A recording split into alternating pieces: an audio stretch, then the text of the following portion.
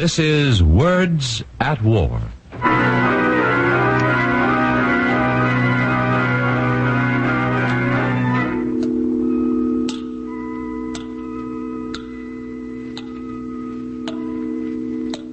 This is my story, and the story of an unfamiliar sound.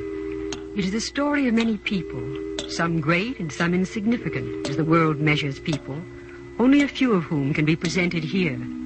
People like these. I am a wealthy man. I have taken much and given little. I am part of the story. I am a priest. I have taken little and given much. Yet men have cheated me. I'm a businessman turned drunkard. Cheated. They've even taken my self-respect. Me? I have tortured men and killed men. That is my way, that is my life. And I am part of the story.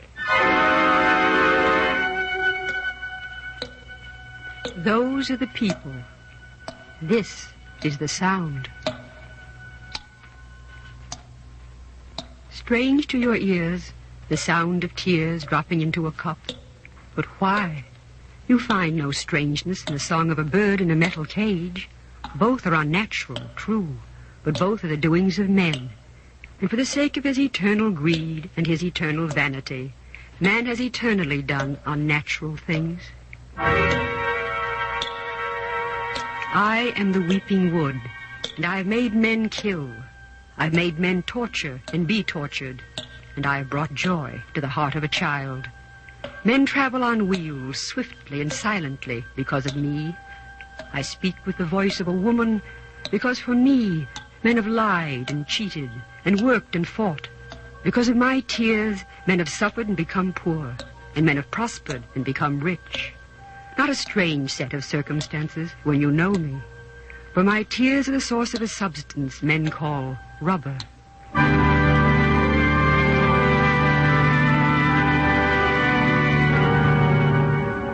The National Broadcasting Company, in cooperation with the Council on Books in Wartime, presents the 39th in this Words at War series. Tonight we offer a dramatic impression of Vicky Baum's documentary novel, The Weeping Wood. Psst. Padre. Yes? Psst. Father Anselmus. Who calls? Ah, yes, Senor Turnbull. Hey, you didn't recognize me just now in the Pater Provincial's chamber. You must pardon me, Senor Turnbull. At my age, the eyes, you know. Ah, you live in the jungle too much, Father Anselmus. Do you realize yourself how long it's been since you were last here in Para? Yes. Since the epidemic of 1738. 1738? Yes, That's a yes. good 7 years, Father. I wonder how you do it. You should visit us oftener. My work is not in Para, Senor. Ah, it could be. And if I had my way, it would be. No. But I'm only the overseer of a sugar plantation. My only voice in the church is a few gold pieces a year, which, by the way, I can ill afford. Oh, come now, my son. Shall I go to the Pater Provincial and tell him you want your money back? But the shoes, Father Anselmus, the wonderful elastic shoes. What did the Pater Provincial say so ungraciously when you offered as a gift the wonderful elastic shoes? If I remember correctly, he said, "Get them out of this room. They stink." His very words. Well, the Pater Provincial has trouble with his gallstones, and at such times you can never hear him say yes to anything. But he is one of the great men of our society. Listen, Father, you should not have gone to him about this elastic gum of yours. You should have talked to me first. I'm a merchant, too. Such a thing is against our rules. But, Father, you said there's enough of this elastic gum in the forests of the Amazons to make all the shoes you want, isn't there? Yes? And some of the Indians know how to treat it. Oh, yes, there is probably more in other parts of South America. Aye, I've seen the toys, the balls and syringes made by some of the Indians, but it never occurred to me. Well, anyway, it wouldn't have cost anything to make those elastic shoes, would it? Well, One could work one's slaves and give the Indians beads and things. I do not understand what you want from me, senor. Ah, you will. The problem is to make the Indians work. Now, you know how lazy they are. Well, the matter is not in my hands anymore. And besides, Senor Turnbull, you do not need me. Listen to me, Father Anselmus. I want to try to make these shoes an article of export, as you yourself suggested. I want to send them to Lisbon and create such a fashion with them that every lady and gentleman at court will wear them.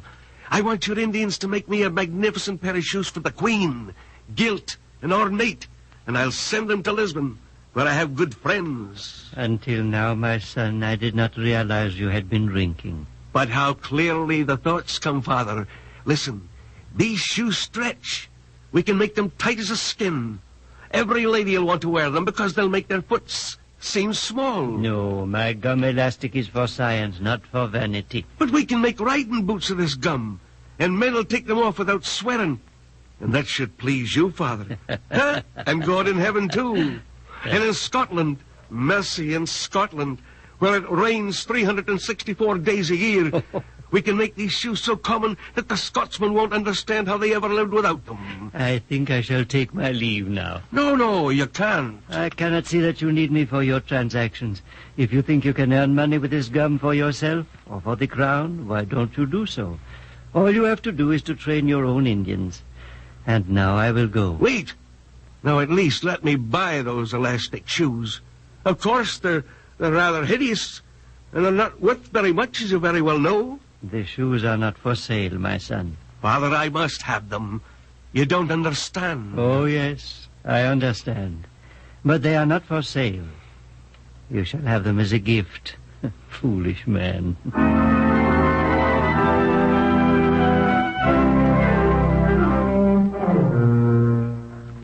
I lost millions. I lost millions because I didn't do it. Oh, so sorry. So sorry, George. That's all right, Mr. Bancroft. How did you lose millions? Who said I lost my millions? You did, just now. I did not. I never lost my millions because I never made them. I am a failure. I'm a failure because I didn't do it.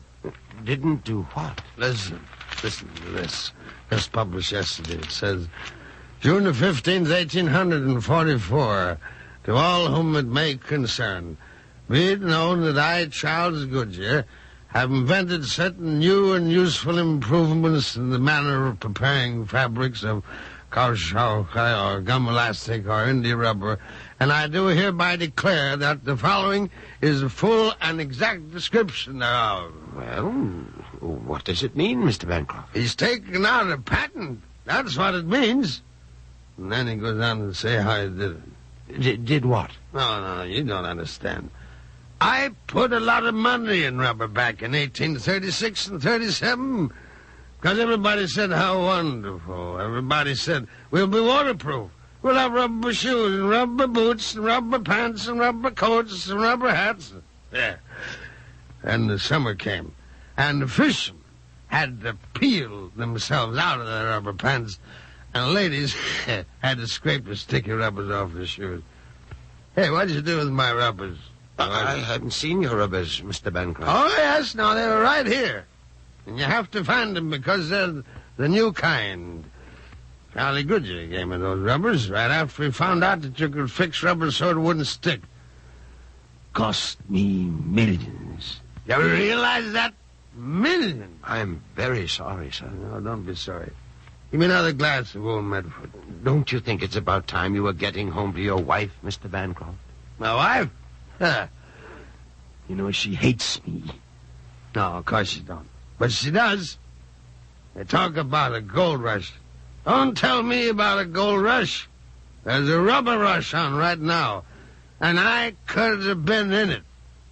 That's what my wife tells me at breakfast, dinner, and supper.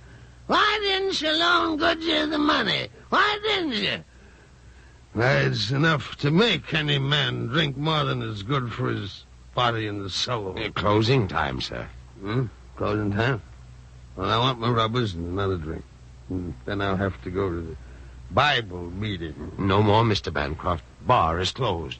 I want my rubbers. I want my beautiful rubbers.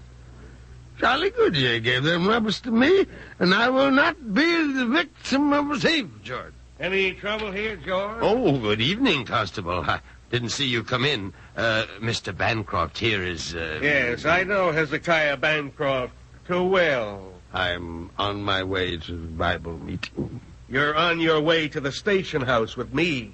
Didn't I tell you you'd end up there again for long? Now, listen, I am friend Daniel Webster, and I'll complain about you in Congress, Constable. Sure. Just go ahead and complain. Oh, I'm a great sinner, brother. Great sinner I am. So you are, brother. And liquor did it. Not sinner of the kind. Rub.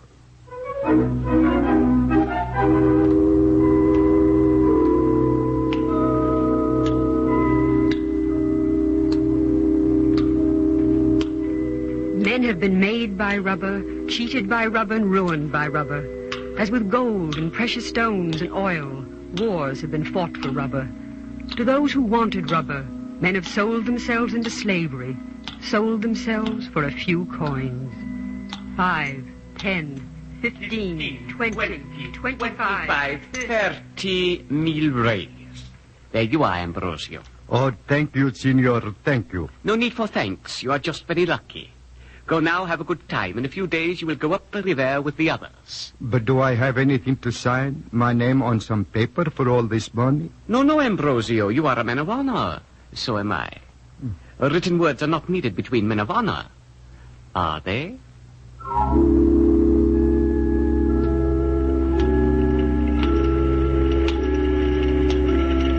That was how Ambrosio da Costa sold himself for 12 bitter years and became a peon and a serf, like thousands of other workers whom drought and hunger in their own provinces had driven into the cruel arms of the rubber gatherers.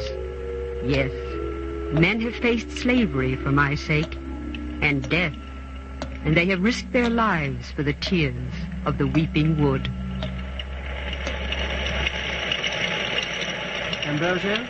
What is it, Englishman? I would have died out there in the jungle if you hadn't found me. Your wife nursed me out of my fever. You shared your food, everything with me. Here, take this money. What would I do with it, Englishman? We have no use for money.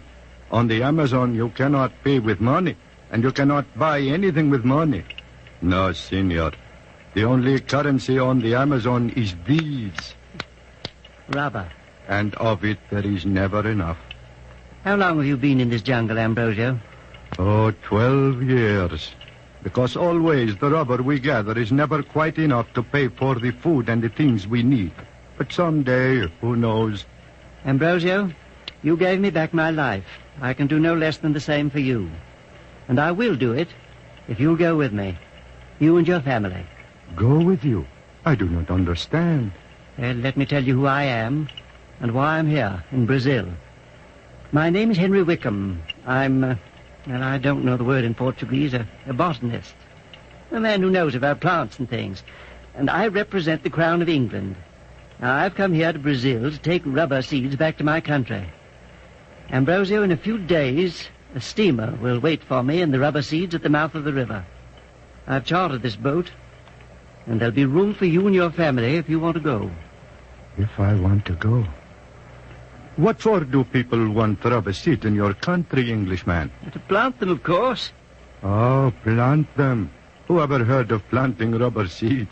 And I was told that there is no sun in your country, senor. And not even enough water to drown a cow. Well, never mind that now, Ambrosio. Do you stay or go with me? Do I go with you? May the Virgin bless you. You and your little rubber seeds.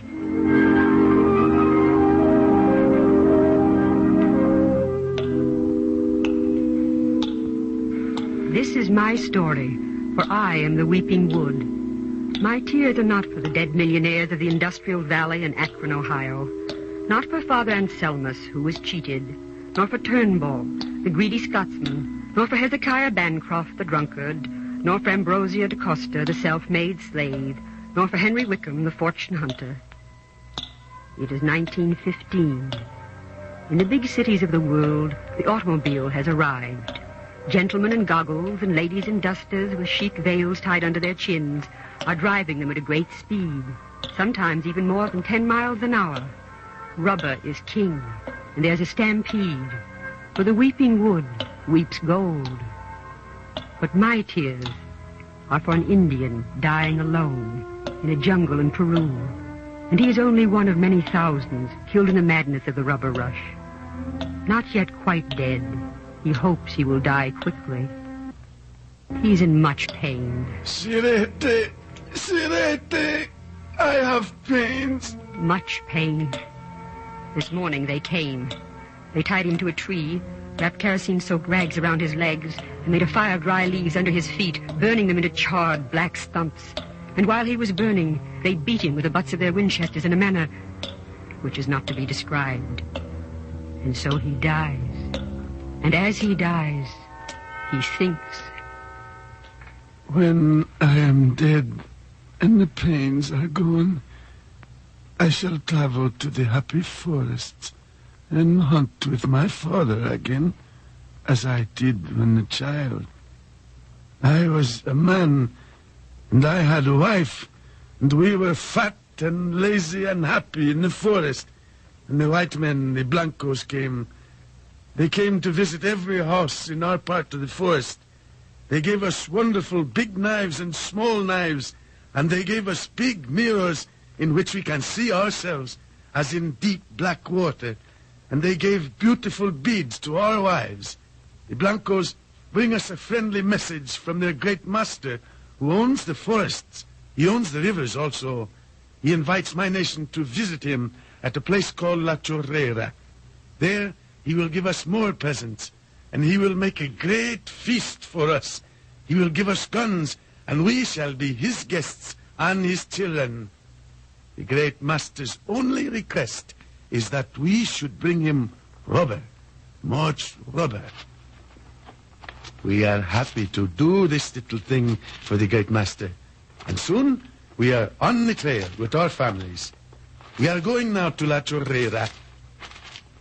We do not see the change in the Blancos. And we have gone a long way when suddenly they use the lashes. Hurry along there. We do not rest here.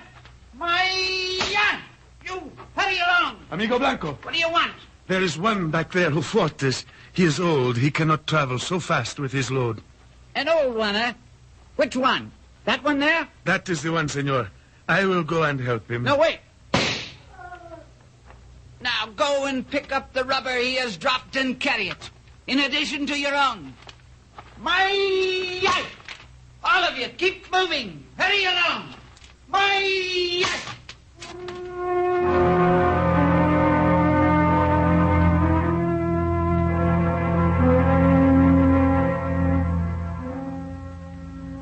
We did not cry out with the pain of the whips, for even when they tortured and killed us through the months that followed, because they were so impatient for rubber and more rubber, they tortured and killed us, those Blancos.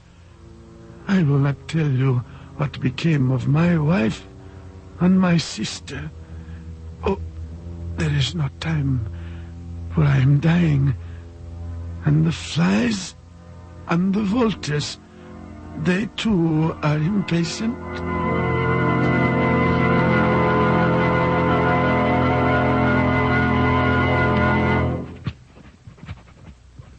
You, September 4, 1876.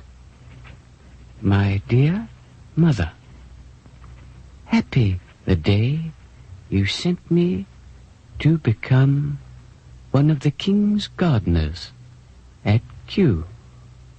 And lucky am I to be able to write you this glorious news after only a little more than a year at my work. Don't be shocked, Mother, but I'm being sent to Ceylon. Ceylon, what an enchanting name. Well, I must tell you how it all came about. You will remember my writing you a few months ago about that polite scoundrel, Henry Wickham.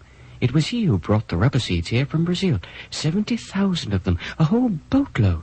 And it was I who cursed them first and nursed them later. I'm becoming quite sharp with my pen, am I not, Mother? Well, no matter.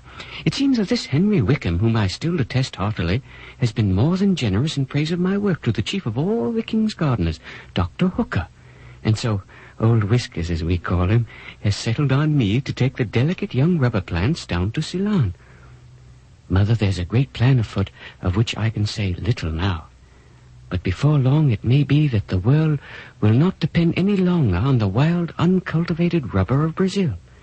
Before long there may be great rubber plantations all through the tropical east, wherever the British flag waves. Ceylon, Malaya, Sumatra, even Java. Before long, England may control the bulk of the world's rubber supply.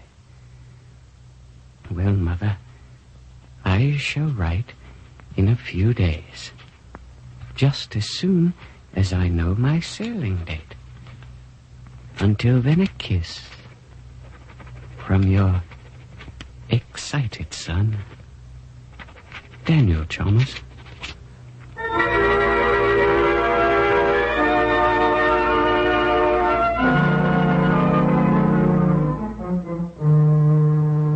Oh, dear. Listen to this letter, Wickham. Just arrived. October the 15th, 1877. Dr. Joseph D. Hooker, director, and so on. Sir, I am very sorry to have to inform you that Mr. Daniel H. Chalmers of the Henrietta Goda plantation died on October the 12th at noon. Cause of death, remittent fevers, uremia, exhaustion. I am respectfully yours, John R. Baker, medical officer, Henrietta Goda Gardens, Kampaha, Ceylon. I say, Wickham, this damned rubber of yours is going to keep on killing people even after we've got it civilized.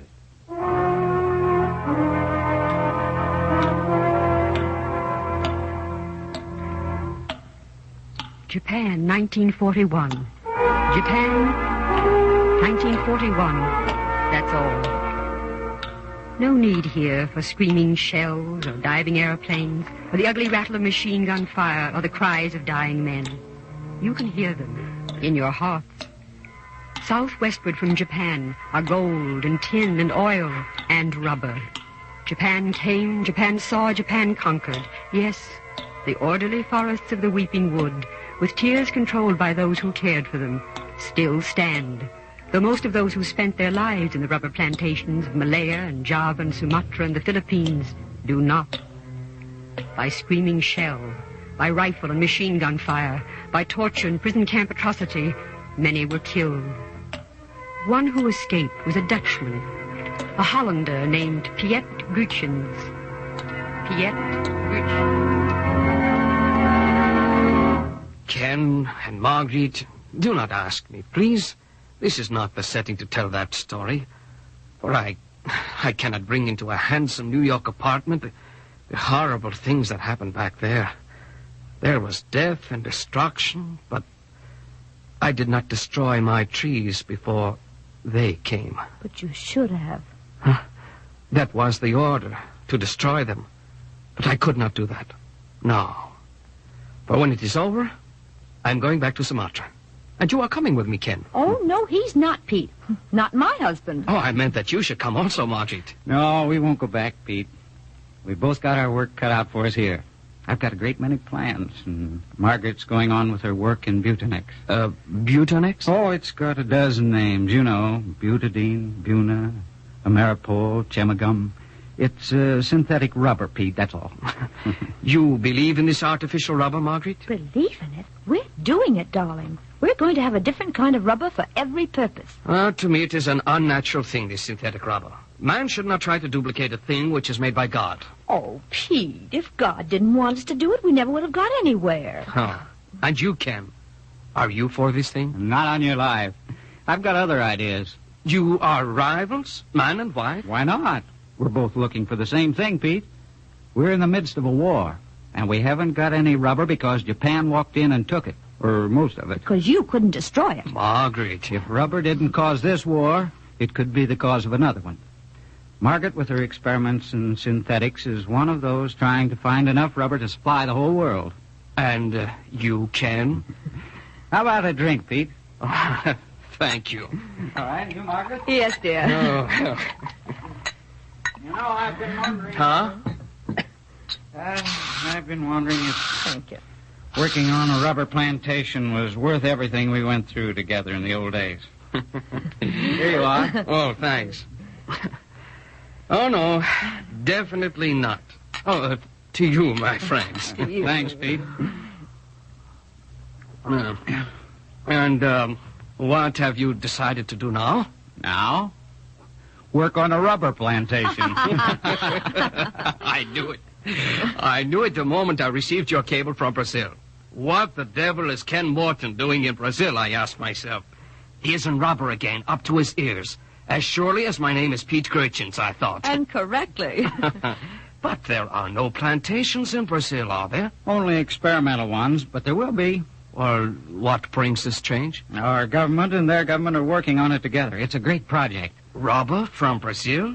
A plantation rubber? And Ken will do it if anyone can. You Americans are funny people. You seem such gamblers, such crazy fellows, at least to us sober, thick-skulled Dutchmen. But you are shrewd, and you have more foresight than you would ever admit. Still, the scheme of bringing rubber back to this part of the world doesn't hold water when you look at it with the eyes of a realist. Listen, Pete, don't you believe this business about South Americans being lazy? Huh? I've got an idea that people all over the world like to work. If you give them the right conditions and something worth working for. Oh, but you... Oh, I know. You're going to call this whole project imperialism, too. Well... Ken's too much of an idealist to march under any such standard, Pete. You know what the Indians called rubber when they first discovered it, Pete? The weeping wood. Well, it's been weeping ever since. And so have the people who have had to do with it. Ah, yes. The reform comes now, eh? Once you can reach and inspect every deepest jungle and forest within a few hours, and we can with planes, there will be no more remote, uncontrolled territories where rubber gatherers can be terrorized and exploited. Oh, come out of the clouds, Ken. It is only a dream. Maybe. Probably it is only a dream, yet. But I'll tell you a great secret, Pete. The secret of these United States. First, there's always a dream. Sometimes a fantastic dream. Sometimes a dream that's downright ridiculous. And sometimes a dream that's pretty brave. And afterwards, there are always the men who make such dreams come true. But mind you, the dream has to be there first. And that's what makes this crazy country what it is. And if you don't know this secret, you can never understand us crazy Americans.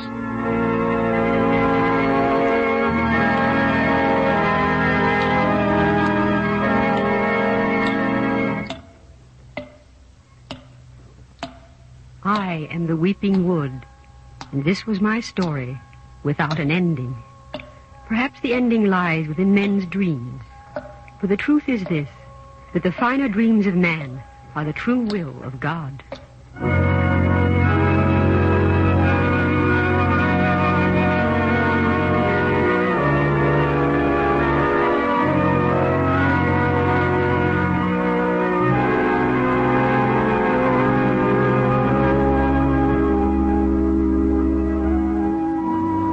You've been listening to a dramatic impression of Vicky Baum's documentary novel, The Weeping Wood, presented as the 39th program in NBC's Words at War series.